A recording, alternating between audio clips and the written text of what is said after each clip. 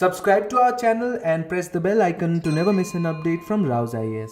Do not forget to subscribe to our Telegram channel for all the updates and materials. Hello and welcome to Daily News Simplified, an answer to what, why and how of newspaper analysis from the perspective of civil services examination. Today we have taken up Delhi edition of The Hindu newspaper dated 1st of July 2022. The articles which we are going to discuss today have been displayed on the screen, and let us now begin the discussion.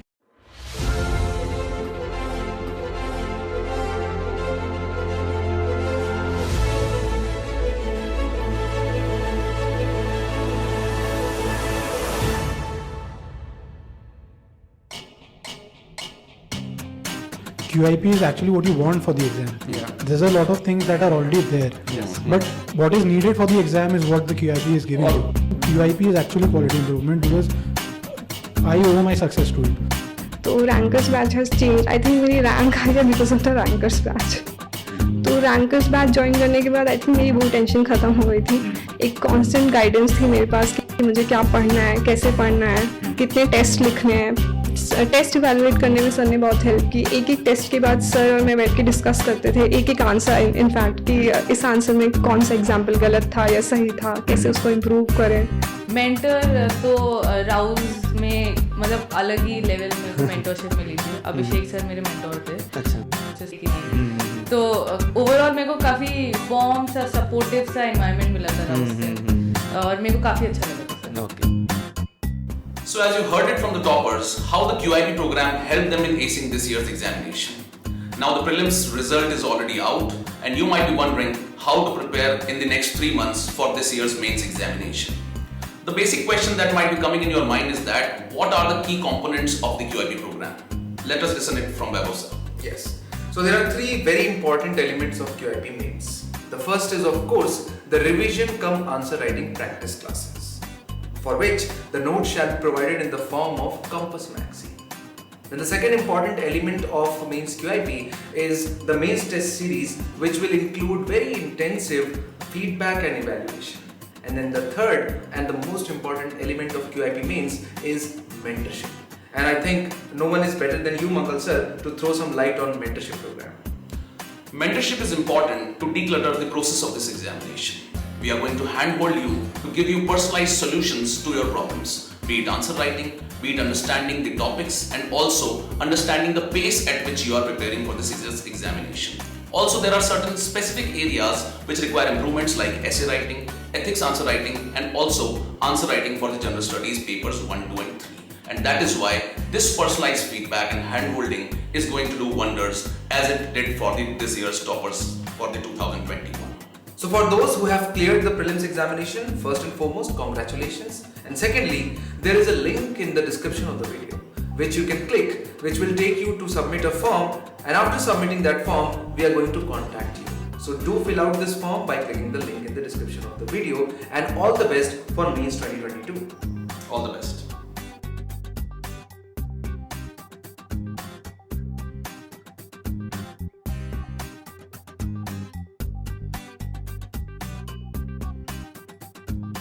So the first article which we have taken up appears on international page. Good progress in talks with Sri Lanka, says IMF. So the International Monetary Fund has said that it has made significant progress in talks with Sri Lanka, which has sought the global financial institutions' help to cope with its unprecedented economic crisis. Now, this is not the first time IMF has come in the news because of its role as lender of last resort for the global economy or the respective countries. In past years, we have seen that it has come to the help of a lot of countries. If you go back 25 years, it has helped India also in 1991. Now, if you look into GS Paper 2 syllabus under international relations, you will see that important international institutions is a part of your syllabus. And if you look into the previous year questions, in 2021, there was a question on SCO. In 2022, there was a question on WHO.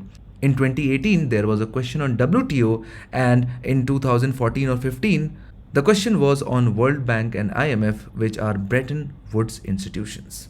And the focus was on their role, their functions, and their mandate.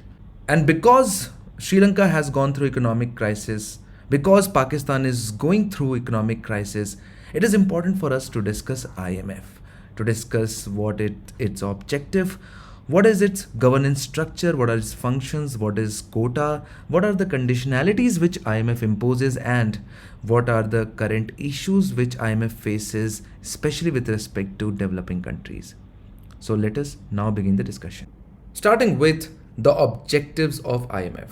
The first and foremost objective of IMF is to promote international monetary cooperation, to provide the monetary cooperation among various countries so that the actions taken by one of the countries is not directly hampering the growth and monetary stability of the other country, for which you require exchange rate stability, which also requires maintenance of orderly exchange rate arrangements and to advise against competitive exchange rate revaluation. So for example, if to give promotion to their own trade, a country A decides to drastically devalue their currency. Devaluing the currency makes the exports cheaper and hence induces manufacturing and industrial growth in that country, which is what is looked after by IMF.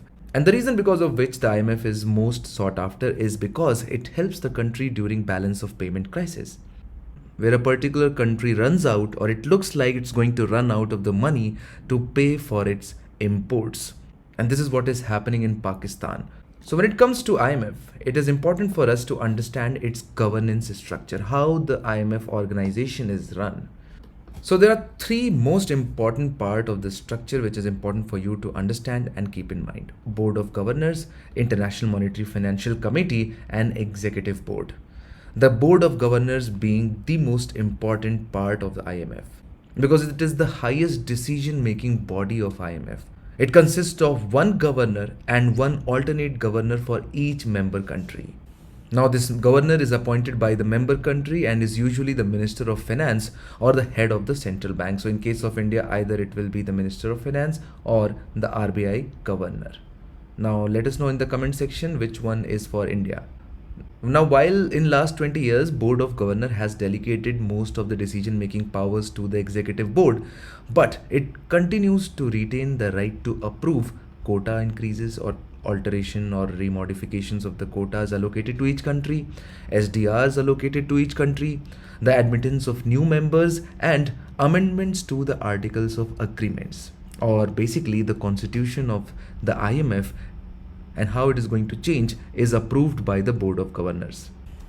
Then comes International Monetary Financial Committee, which has 24 members. And all these members are governors of respective reserve or federal banks.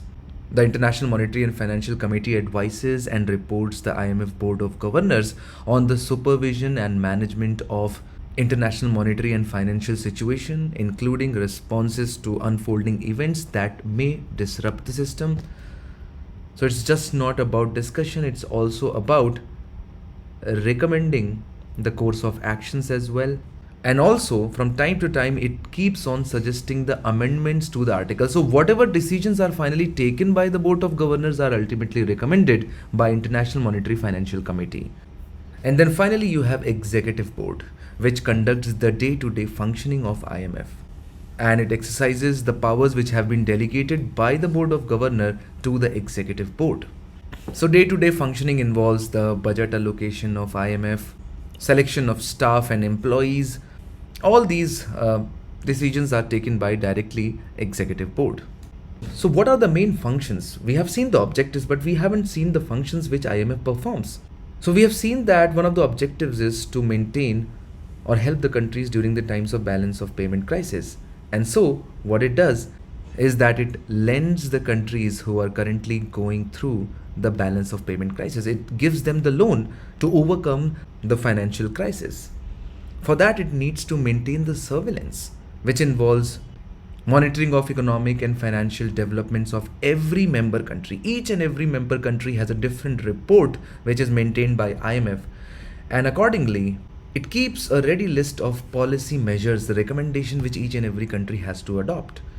At the same time, it also keeps on continuing with appraisal of exchange rate policies of member countries. And so you can clearly see that in absence of the surveillance, the financial volatility in the world today can become worse. because of which it is extremely crucial that IMF keeps on providing the technical assistance to the countries along with the lending. Apart from which, a very important role which has been played by IMF has been towards money laundering. Now you have seen all those FATF stuff multiple times in DNS, so there is no need for me to repeat it over here. But overall, you can understand or you can appreciate the idea that benefits to member countries of the IMF are many. Basically, they get balance of payment assistance, as IMF is like a lender of last resort. For example, RBI is a lender of last resort for us. IMF is a lender of last resort for countries. They have access to information on economic policies of all member countries, and so they have opportunity to influence each other countries for economic policies, technical assistance in banking, fiscal affairs, exchange matters, financial support in times of payment difficulties, and hence increased opportunity for trade and investment. Then another important feature of IMF is quota. Upon joining, each member of the IMF is assigned a quota, the amount that the country has to pay to the IMF. And so in a sense, it's like an entry fee or subscription model. Now it is obviously based broadly on its relative size in the world economy. The larger the proportion of economy or to the global economy, the higher would be the amount paid to the IMF. Now, the quota is very, very important because it decides the subscriptions or the amount the member is obliged to provide to IMF, which is then what is used by IMF to help other countries during the times of balance of payment crisis. It's voting power, so higher the quota, higher is the voting power, and the amount of financing a member can obtain from IMF when in times of balance of payment crisis. So you can see that it is a win-win situation. The higher you contribute, higher would be your leverage for IMF. And this quota is what is denominated in special drawing rights or SDRs, the IMF's unit of account. Now, upon joining the IMF, a country normally pays up to 1/4 of its quota in the form of widely accepted foreign currencies like US dollars, euro, yen, or pound sterling, or even special drawing rights. The remaining 3/4 are paid in country's own currency. Now, a separate discussion on SDR has already been taken up in the DNS, so there is no need to extend this discussion over here. And let's now keep our focus limited to IMF. Now, having discussed the objective, functions, governance structure, it is important to discuss a very prominent feature of IMF, which is its conditionalities. You see that whenever banks lend some money, they impose conditions, and it is quite fair. And just like any other bank, this global lender of last resort also imposes a lot of conditionalities on countries which borrow from IMF. And this has become one of the sticking points, especially with the developing countries, because more often than not, these conditionalities go against political economic system of a country. Now, IMF is very particular and peculiar about these conditionalities. If a country wants a loan, they have to first carry out, or immediately after getting the loan, they have to carry out these reforms in their countries. The IMF requires the government seeking assistance to correct macroeconomic imbalances in the form of policy reforms.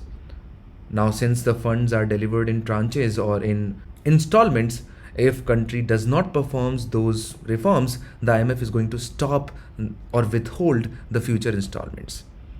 For example, it expects the countries to carry out austerity measures or cutting down their government expenses. Then it wants the countries to devalue their currencies.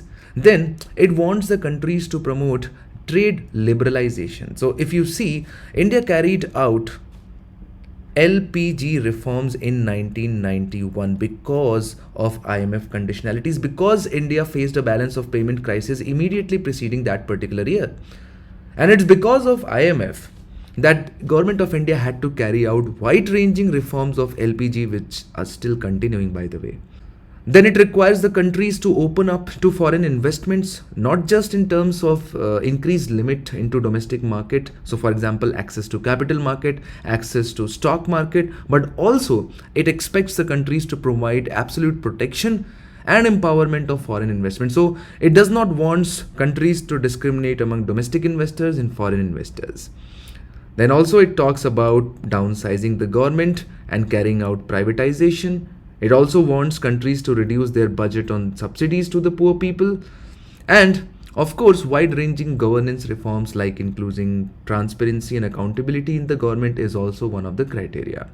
Now, countries do want funds, but they do not like these conditionalities. For example, let's say if a country wants to go on socialist lines, they want to continue with subsidies. For example, a country like India, which has a fair share of poor people, some of the sectors the government of India would always want to keep in government hands, and that is why they do not like privatization or other countries. And so, because of which, and various other issues, the IMF's global reach and respect has declined in last 2 decades.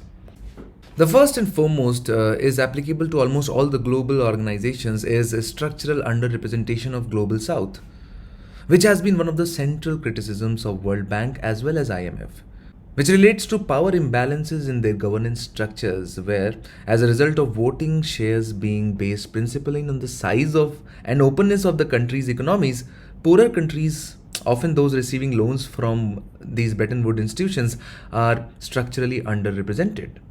Then, there is a trend of undermining democratic ownership. Now, what does this mean?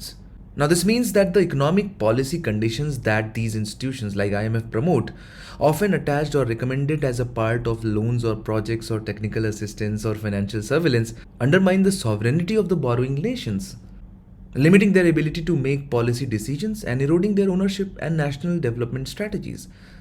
And this is particularly the case for IMF as a lender of last resort for governments experiencing balance of payment crisis. They are not left with any other options but to follow what IMF is dictating. Then, one size fits all policy measures taken by IMF, irrespective of the society, state of development, size of economy. IMF recommends almost the same thing to each and every country, because of course the idea is to open up each and every country so that developing countries are always at advantageous situation, and that is what the problem is.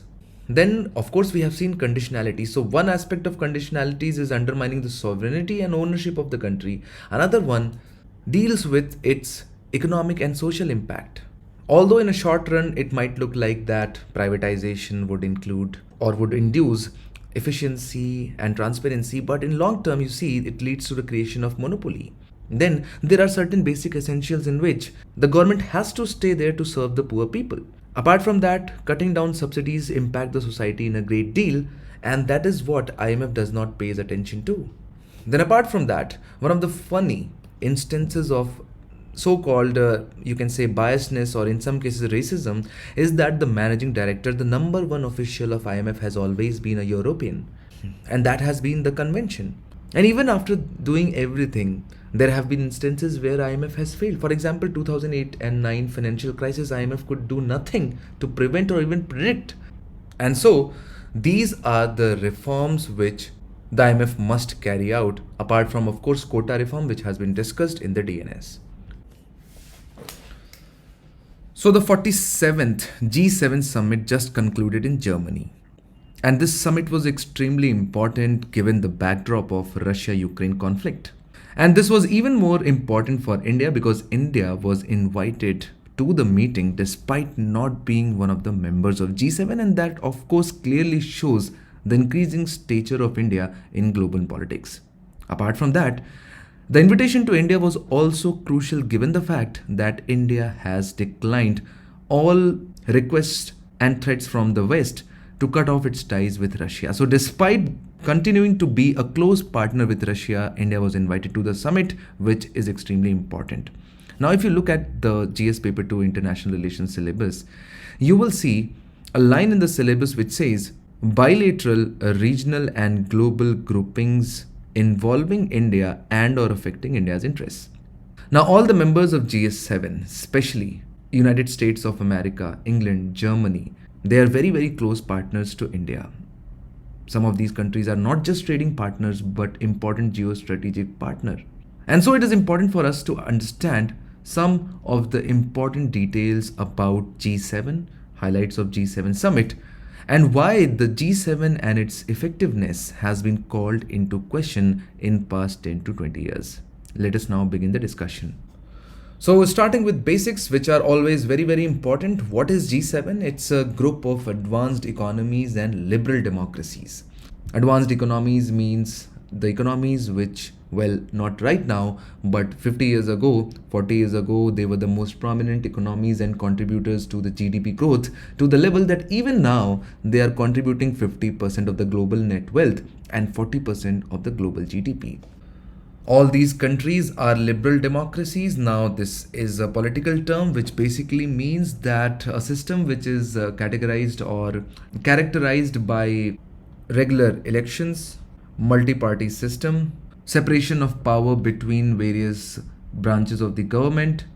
And so if you can take any examples, US, UK, Germany, Canada, all of these countries have these common trait, and hence it's a kind of homogeneous group of developed countries with liberal democracies. And so pluralism and representative form of government are one of the two important features of liberal democracies. But apart from that, you have rule of law, open society, market economy, private property, right to private property. All these form a part of liberal democracies. But nonetheless, the important takeaway is the member countries. Now, this is a very, very easy thing. It has been tested in prelims question as well.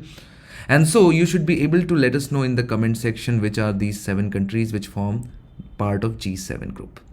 So when they met in Germany, what are the 3 important takeaways from the perspective of civil services examination? One is, of course, Partnership for Global Infrastructure and Investment, acronymed as PGII, where the G7 announced the collective mobilization of around $600 billion by 2027 to deliver game-changing and transparent infrastructure to developing and middle-income countries. Now you can see that this looks like a counter to China's Belt and Road Initiative, but they want to distinguish it from Belt and Road Initiative by using 2 keywords, game-changing, because they believe that the investments made by China have not been game-changing.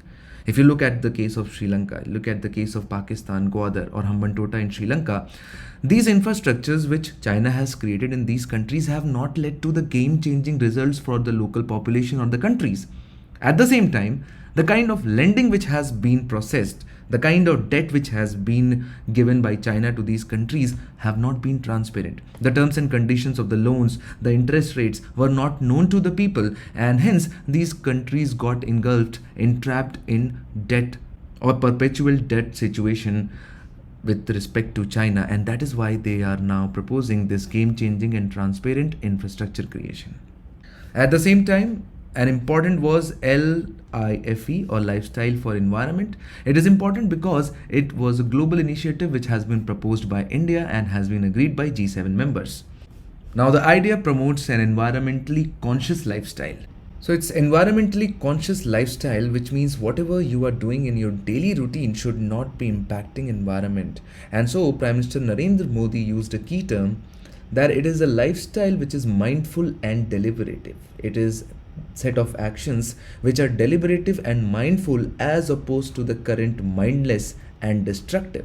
So whenever you are turning on your AC, that should be mindful decision and deliberate decision rather than continuous running it for 24/7, irrespective of the fact whether you are using it or not, because ultimately it is going to lead to a lot of carbon emissions into the environment. But this itself is an important topic which calls for another discussion. And third important takeaway was Russia-Ukraine crisis, where these countries have decided to prevent Russia from profiteering by the aggression of its war, including imposing ban on transport of Russian oil that has been sold above a certain price cap. And G7 group in total is considering wide-ranging sanctions on Russia, although what they are thinking, what they have decided has still not been finalized. So these were the important takeaways from G7 summit. But when it comes to the overall analysis of G7, one aspect which we cannot miss is about ineffectiveness. It has become ineffective. The prominence of G7 has declined, and the basic idea we can get from the fact that the enthusiasm behind the G20 summit has been much more as compared to G7, because G7 is not representative at all. Because when it was established, it accounted for 2/3 of the global economy. And currently we have seen that around 35% of the global GDP is represented by G7. But this is just an economic perspective. If you look at it, emerging economies like India, China, Indonesia, Brazil, Mexico, Russia, they're not part of G7. So, not just from the perspective of economy, but also from the perspective of population, military heft, this group has stopped to remain representative of the global society or global group of nations. Then, it has failed to act on global issues. So, there has been a failure on behalf of G7 countries to act on issues like climate change. Although these countries together have been the biggest source of historical carbon emissions, but if you look at it, around 60% of the carbon is still being emitted by the group of G7 countries. These countries have pledged to bring down the emissions, yet there is no visible progress of the same, and they currently account for twice the CO2 emissions of African and Asian continents.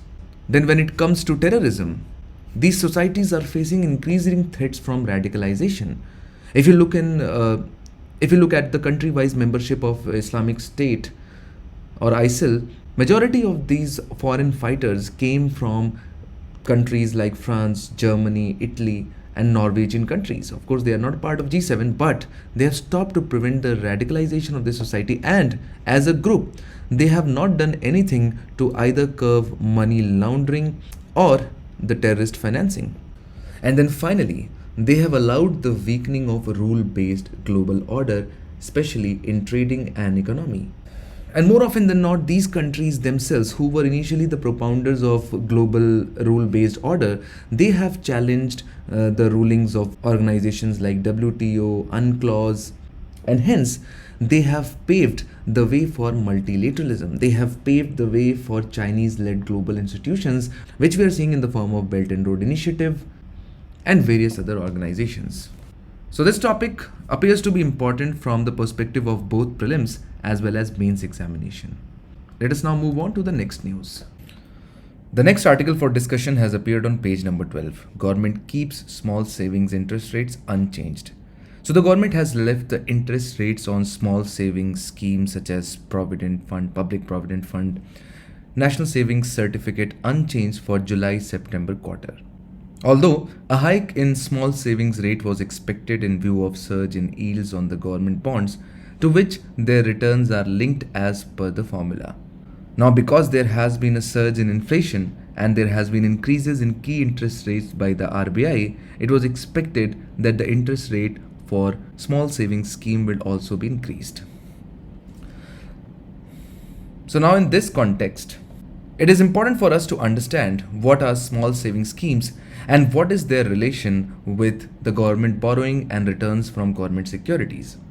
So whenever households save and invest in small savings schemes, there are 7 to 8 types of them. For example, post office deposits, National Savings Certificate, Kisan Vikas Patra, Public Provident Fund, Senior Citizen Savings Scheme, Sukanya Samriddhi Account. All these are small savings scheme, where all the money, so all the accounts and their accumulated money goes into National Small Savings Fund, which are maintained under Public Accounts of India. Now, if you have read the basics of polity, you know that there are 3 kinds of basic accounts: Consolidated Fund of India, Public Account of India, and Contingency Fund of India. So the money invested in small savings account goes into Public Account of India.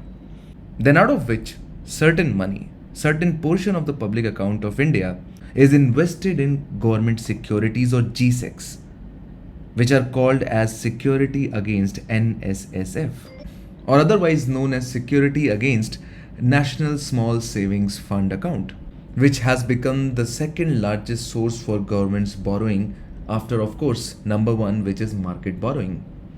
So this is the link. This is how the small savings scheme works, and that is how the money is invested.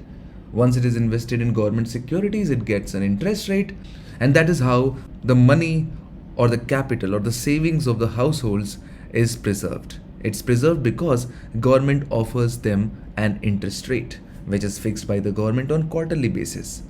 And these returns are based upon the yield rates, of the government securities which have a similar maturity period. For example, interest rate on 5 years fixed deposits with post office will be the same as yield rate on 5 years government securities. Now, since the government yield rates have increased, it was expected that the interest which the government is offering to the account holders would also increase, but the government has decided to keep them unchanged. So, from the perspective of prelims examination, this functioning and how the money is invested is very important. At the same time, let us now look at few other information. So, for example, the small savings instruments are the major source of household savings in India. Broadly, the small savings scheme basket comprises 12 instruments and can be classified under 3 heads: postal deposits, savings certificate, for example, National Savings Certificate 8, NSC and Kisan Vikas Patra, and then finally social security schemes, for example, Public Provident Fund and Senior Citizen Savings Schemes. As we have seen, all small savings collections are credited to this National Small Savings Fund in Public Account of India. The interest rates are reset every quarter based on the government security yield of the previous 3 months. A certain amount of NSSF is invested in the central sector and state government securities as well. The fund is administered by Department of Economic Affairs under Ministry of... No, it's not Ministry of Affairs, it's Ministry of Finances. So this is it as far as the small savings account is concerned. Let's now move on to the next news. The next article is May core sector output rises 2.6% sequentially. So the output at India's 8 core sectors grew 18.1% year on year in May, with all sectors except crude oil and natural gas posting double-digit growth. Now, the observations made in this particular article is not that important because first of all, this data come month on month basis, and hence UPSC is not going to ask you about the trends of a particular month. But what UPSC is going to ask, and what it has asked in the past, is about the basics of these indices. And that is what we are going to cover in this particular discussion.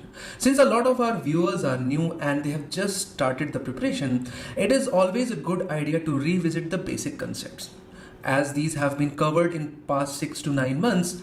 So all those viewers who have watched these basic concepts may decide to skip this discussion. But in this session, we are going to talk about what index of industrial production is all about. What does it actually mean when we say an index or an item basket? Which is the body which releases it? How are various kinds of products categorized in IIP? Then we will understand the significance of IIP, and then finally we will talk about the 8 core industries and their individual contribution to the index of 8 core industries. So in 2015, UPSC had asked in the index of 8 core industries, which one of the following is given the highest weight? And the right answer is electricity generation has the highest weight in 8 core industries indices. We'll see how. Then in 2012, UPSC had asked in India, in the overall index of industrial production, the indices of 8 core industries have combined weight of 37.9%. Which of the following are among those 8 core industries? So there are 8 core industries. You are expected to recall each one of them. And if you start reading from the top, cement, fertilizer, natural gas and refinery products, all these 4 are included in the 8 core industries, whereas textile finds no place in that list, and hence the right answer will be C, 1, 2, 3 and 4 only. So you can see that direct questions come from index of 8 core industries as well as index of industrial production, and hence we will start by understanding the basics of the index. Now, index of industrial production or IIP is an index used to track the performance of industrial sector in the economy. So the first question which should arise is that what is an index? Now, an index is a composite number, an absolute number free of any units of measurement. So for example, when you see indices like CPI or IIP or WPI, they don't have any number. They are usually expressed in terms of percentage with reference to a previous period. So for example, an index in 2011 can be assigned a number of 100.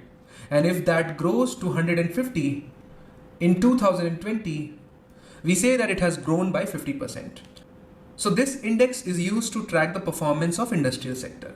But the question arises that if we consider the industrial sector of our country, it is so vast, it is geographically so scattered, and most of it is in informal sector. How do we make sure that each and every economic activity of manufacturing, mining, production is taken into account and is measured? How do we make sure that?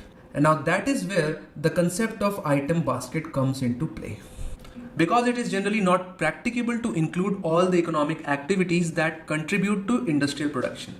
Because data for some of the activities may not be readily and economically available, and even it might not be feasible to gather that data.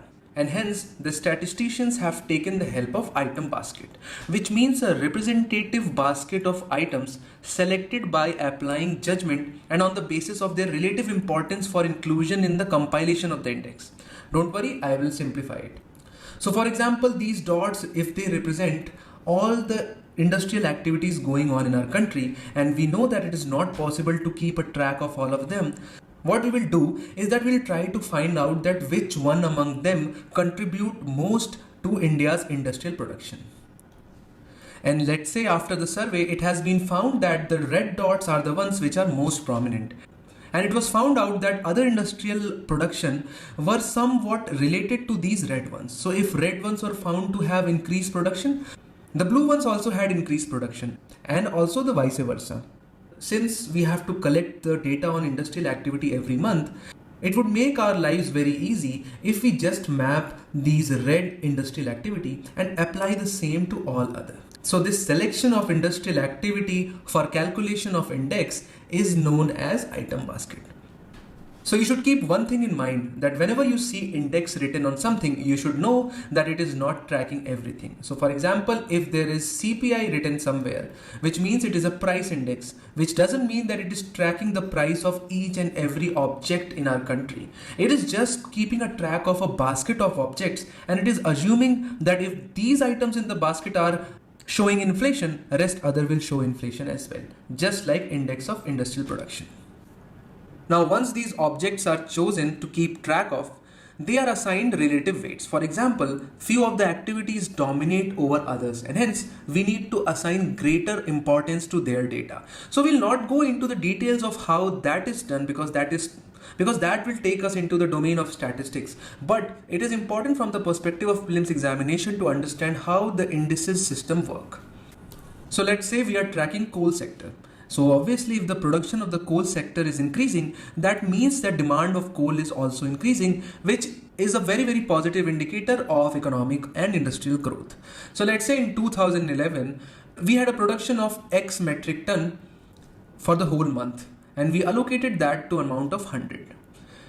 Then in 2020, due to coronavirus impact, we are producing X by 2 metric ton of coal, which means that our production has gone down by 50%. And hence, if the index was 100, the current index would be 50. And similarly, if it had increased to 150, the production would be 1.5x. So this is how a calculation is done to calculate the index every month by an organization known by the name of Central Statistical Office, or CSO. Now, for the calculation of basket, the products in the economy, especially the industrial products, are divided into various kinds of groups. But as we know that there are various ways of dividing them into groups as well. For example, one of them is sectoral classification, where the industrial production for the purpose of IIP is divided into 3 sectors: manufacturing, mining, and electricity. And highest weightage in this category is given to manufacturing sector. Then there is another classification as well, which is use-based classification. The definition to each one of them can be found in the PDF of the DNS discussion today. But just to give you a brief idea, primary goods are such goods which are directly obtained from natural sources and used for the purpose of further processing and consumption. For example, ores, minerals, and electricity. Similarly, capital goods are those goods which enhance the production capacity, for example, investment in plants and machineries, boilers, gas compressors, engines, etc. Then we have infrastructure or construction goods. Then we have consumer durables and consumer non-durables. So as the name suggests, consumer durables would be those which have a long lifetime. For example, pressure cooker, air conditioners, tires. And non-durables would be typically those consumption items like oil, toned and skimmed milk, which will have a very, very small shelf life and which can't be preserved for a long time. So this is it as far as the index basics is concerned. But the question arises that what is the significance of IIP?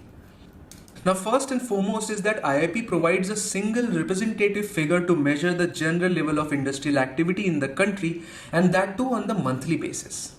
Now, it is not difficult to think that comparison of economic performance over time is a key factor in economic analysis, and it is also a fundamental requirement for policy making. And hence, important decision making bodies of our country, for example, Finance Ministry and Reserve Bank of India, both rely heavily on data of IIP. Not just the government, but also the private sector, especially the analyst community, as well as private companies seeking investment, they anxiously wait for IIP data to make their important investment decisions. Apart from that, compilation of gross value added of the manufacturing sector is done on the basis of data of IIP. And also, IIP is used for the projection of advanced estimates of GDP for the next year, which is again very important for making projections and future forecast of revenues of the government. Now we move on to the 8 core industries. And as you have seen in the question, yes, it is important to memorize all of them, which are coal, crude oil, natural gas, refinery products, fertilizers, steel, cement, and electricity. And it is also important to keep in mind their individual weights. And if you see, the highest weightage is given to refinery products.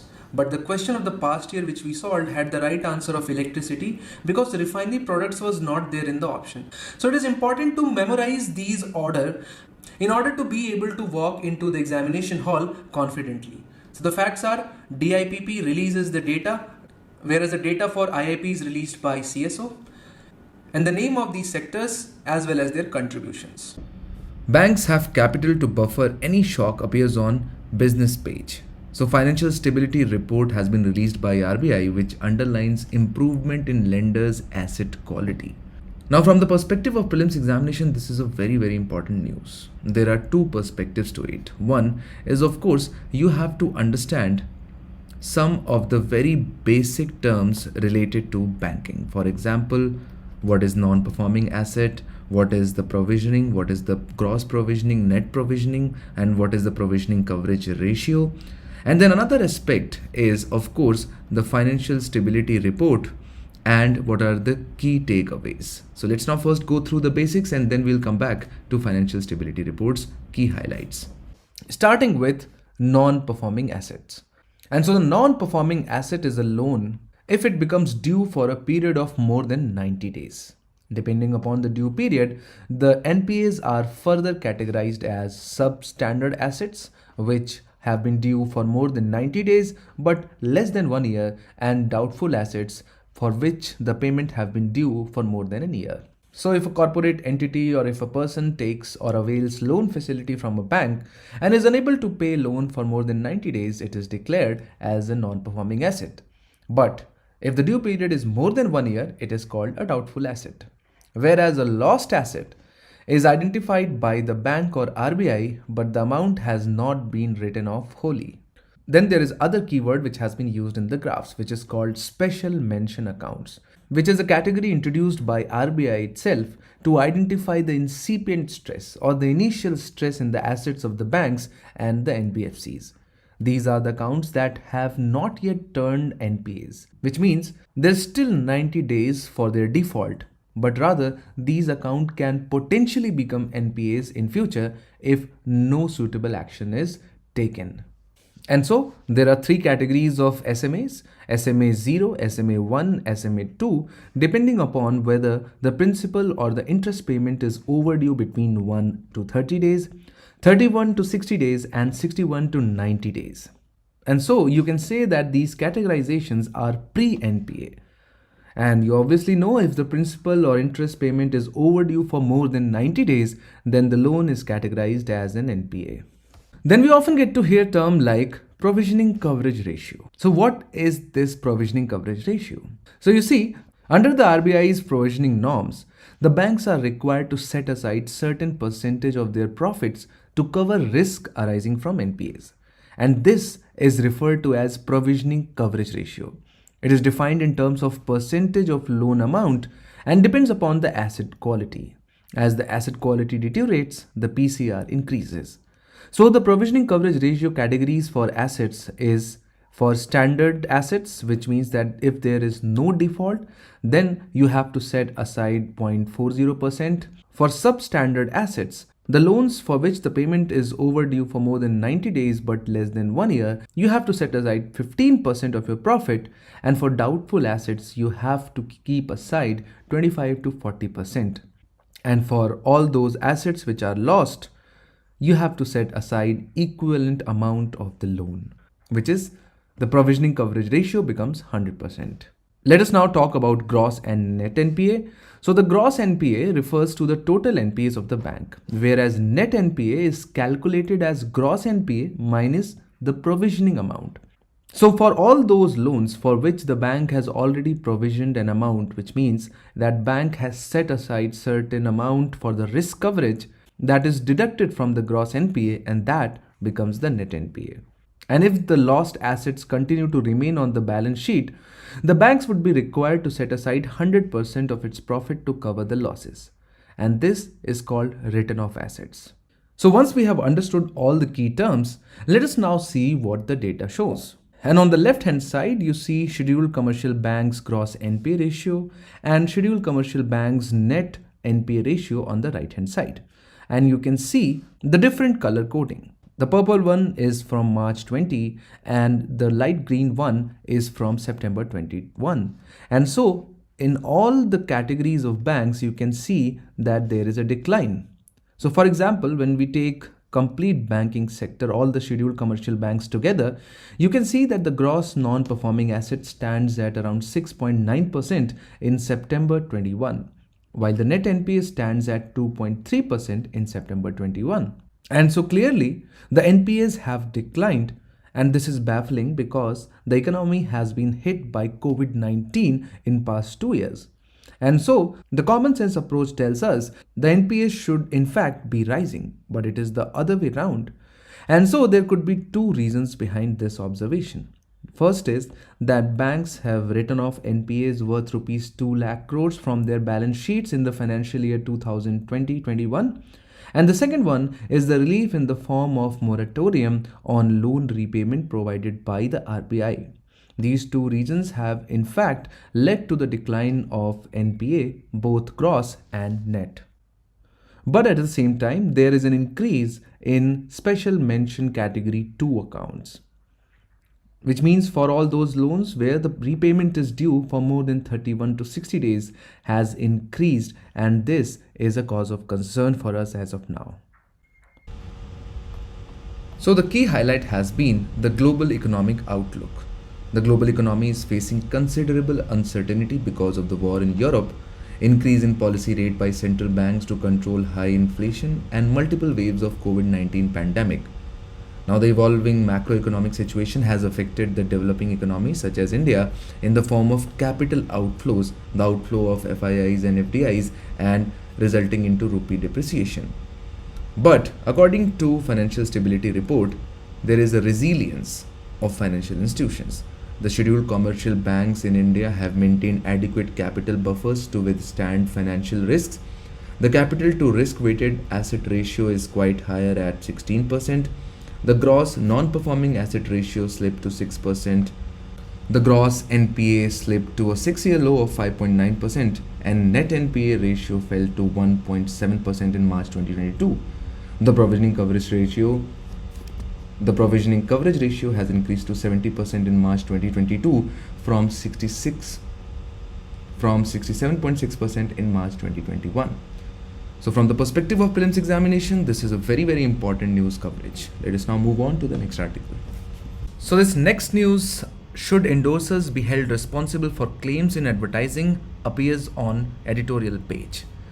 So we have seen that Center has announced a new set of guidelines for advertisements preventing misleading ads by celebrities. And so it is important for us to look into the set of guidelines. So the guidelines are very clear. Now the government has adopted a no tolerant policy on misleading advertisements. So what are misleading advertisements? The advertisements which falsely describes a product or service, gives a false guarantee to or likely to mislead the consumers, or deliberately conceals important information. Apart from that, bait advertisements, where goods, products or services are offered for sale at low prices to attract consumers, are also going to face the heat of the new regulations. Then surrogate or indirect advertising, the advertisement for goods, products or services whose advertisement is prohibited by law. For example, advertising mineral water for alcohol. Then free claims of advertisements, only those where consumers need to pay only for collecting or paying for delivery of items. So what has been banned? Misleading and surrogate advertisement has been banned. Advertisements that condone or encourage practices detrimental to children's physical or mental well-being has been banned. Claims that consumption of a product helps enhancing physical or mental ability has been banned. Advertisements targeting children that develop negative body image has been banned. Advertisements giving impression that advertised products are better than natural or traditional food has been totally banned. At the same time, there is now a mandatory requirement of disclaimers by manufacturers and advertisements about the language and the font size of the main ads must be in the same language. In audio-visual ads, voiceover must be clear and not the quick ones. Mutual funds are subject to market risk, not like that. Owners, promoters in companies need to disclose their stake. And this is the reason because of which the article appears. Responsibility of the endorsers. Endorsers need to be due diligence to gain adequate information of the product. If you are advertising Zuban Kesari, you should be a frequent and habitual user of Zuban Kesari or must have used Pan Vilas to be able to advertise it. Now, since today's DNS is becoming longer than 1 hour, we are going to limit ourselves here. Now, but that does not mean you cannot think about it. Think about whether this restriction on celebrities about endorsement is a good one or a bad one. What are the merits or demerits imposed by this new regulation? Let us now move on to the next news. The next article which we have taken up has appeared on page number 15. Concern over shortage of leprosy drug in private sector. Doctors have written to ministry seeking urgent intervention in restoring supply of clofazimine to fight the dreaded disease. Now, if you look at leprosy as a disease, its prevalence rate per 1,000 population has drastically come down in India after 2000. Anywhere between 6 to 7 people falling ill for leprosy 10,000, it has come down to less than 1 person per 10,000. But still there are a lot of people with leprosy right now because the population of India is around 1.4 billion. And per 10,000, 1 people means thousands of people getting affected with leprosy every year. Now, diseases like these are extremely important from the perspective of prelims examination. For example, in 2019, UPSC had asked which one of the following statements are not correct. Which one of the following statements is not correct? Hepatitis B virus is transmitted much like HIV. Which is of course correct because both the viruses are transmitted through contact with the blood or other body fluids of an infected person. Second statement was hepatitis B, unlike C, does not have a vaccine, which is incorrect and hence was the right answer. Statement C was globally, the number of people infected with hepatitis B and C viruses are several times more than those infected with HIV. This statement is also correct. And finally, some of those infected with hepatitis B and C do not show symptoms for many years, which is also true and which is also true for a lot of viruses. And so the right answer was B because the statement was which one of the following statements is not correct. So along the same lines, we also have to cover leprosy, or otherwise also known as Hansen's disease. Leprosy is a chronic infectious disease caused by Bacillus mycobacterium leprae, which multiplies slowly, and the incubation period of the disease on average is around 5 years. Symptoms may occur within 1 year but can also take as long as 20 years or even more.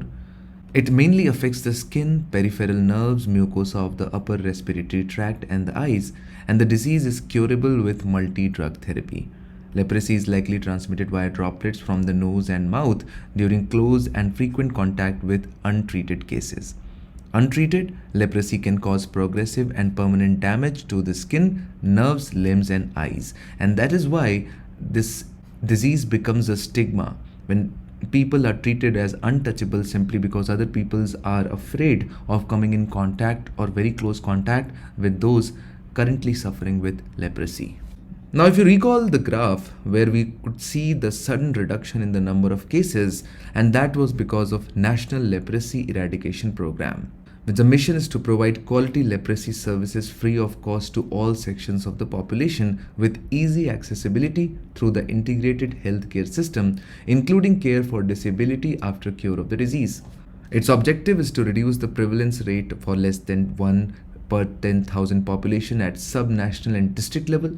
So although this has been achieved at the national level, but not at each and every district and local level. There are various pockets in our country which have much higher incidence of leprosy. Then, to reduce the grade 2 disability, you know that leprosy, as it progresses, it induces disability, and so the idea is to reduce the grade 2 disability to the level of less than 1% among new cases at national level, and to reduce the grade 2 disability cases less than 1 case per million at the population of national level. Then, zero disabilities among new child cases and zero stigma and discrimination against persons affected with leprosy. And to achieve the aforementioned objectives, the main strategies which have been followed are basically the same as that of tuberculosis: integrated anti-leprosy services through general healthcare system, early detection and complete treatment of new leprosy cases, carrying out household contact survey for early detection of cases, involvement of ASHA workers in detection and completion of treatment of leprosy cases on time, strengthening of disability prevention and medical rehabilitation services, information, education and communication activities, and intensive monitoring and supervision at health and wellness centers and block primary healthcare centers. This article is about Amir Khusrau. Amir Khusrau's ghazal gets an audio-visual treat. Amir Khusrau as a personality is extremely important from the perspective of art and culture because he is father of Qawwali. A lot of the famous Qawwalis, for example Chhap, Tilak, Sab Chhini To Se Naina Milaike, and many other famous Qawwalis which were sung in recent times by famous Qawwals like Nusrat Fateh Ali Khan's, have been written or were written by Amir Khusrau almost 800 years ago. So Amir Khusrau was an Indo-Persian Sufi singer, musician, poet and a scholar who flourished under Delhi Sultanate. In the Indian subcontinent cultural history, he is a legendary person. He was not just a mystic but also a spiritual follower of Delhi's Nizamuddin Auliya. So you can see that he belonged to the line of the Sufi saints. He mostly wrote poetry in Persian, although he also wrote in Hindavi, and somewhere we can trace the origin of Hindavi, which later on became Hindi, to the writings of Amir Khusrau. He is also credited with inventing the sitar and making a substantial contribution to creation of ghazal. He is also credited with infusing Persian and Arabic influences into Indian classical music, as well as being the creator of khayal and tarana genre of music. He wrote the legendary love story between Laila Majnu and Ashika, and he was a classical poet who served in the royal courts of the Delhi Sultanate for more than 7 rulers. So he did not live that longer. What it means is that the rulers kept on changing very frequently. His connections with numerous sultans allowed him to travel and reside in many regions of India, exposing him to a variety of local customs. This aided him in assimilating a wide range of musical influences. Next in line, we have an article on text and context page, the free fall of the rupee. So the Indian rupee has hit an all-time low against the US dollar, weakening past the 79 rupee to dollar mark, which has been the lowest ever. Now this is a very important topic, but this free fall has been continuing since a very long time, and hence Baswa sir in his DNS dated 12th of May 2022, barely a month ago, discussed this topic in great detail, where he talked about how a depreciation or appreciation of rupee occurs, with proper example, when does it happen, how does it happen, and how does it impact overall Indian economy. So it is highly advised that you go through this video to understand what are the circumstances which have led to the current depreciation of Indian rupee against the US dollars.